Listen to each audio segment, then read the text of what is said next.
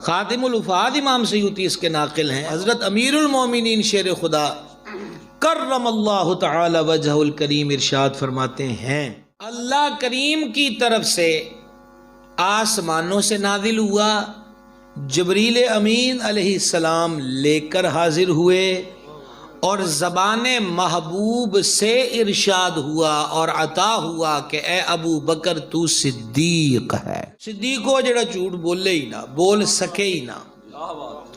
اور یہ چلتی آئی ہے کہ سچوں کے ساتھ جھوٹوں کو عداوت بڑھی رہی ہے، کوئی نئی رسم نہیں۔ ہجرت ہو رہی ہے، غار کی 3 راتیں ہو چکی ہیں، مدینہ شریف کی طرف رخ ہے۔ رستے میں ایک واقف بندہ مل گیا حضور صدیق پاک سرکار کا۔ آپ کے ساتھ کون ہے؟ اگر وہ بتائیں حضور علیہ السلام کا تو حفاظتی امور، سیکیورٹی امور کے خلاف تھا، کیونکہ آل مکہ نے 100 اونٹ انعام کا اعلان کر دیا تھا کہ معاذ اللہ جو سرکار کو گرفتار کر کے لائے ہم 100 اونٹ دیں گے، اس لیے وہ منہ مارے پھر رہے تھے۔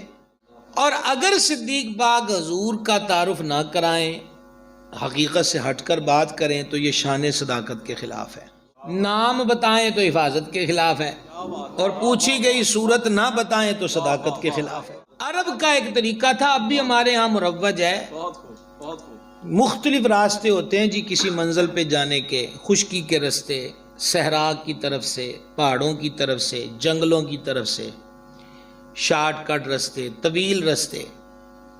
تو عرب کے اندر یہ ایک شعبہ تھا، ایک پوری کیٹیگری تھی کہ راستہ بتانے والے حضرات اجرت لیتے تھے اور وہ قافلوں کو پیچ و خم سے گزار کر منزل پر پہنچا دیتے تھے۔ انہوں نے راہ دسن والے۔ اب اگر آپ یہ مثال سمجھ گئے تو پھر سوال پہ آئیے، تھوڑے نال کون ہے؟ حضور صدیق پاک نے جواب دیا، یہ مجھے راستہ بتانے والے ہیں۔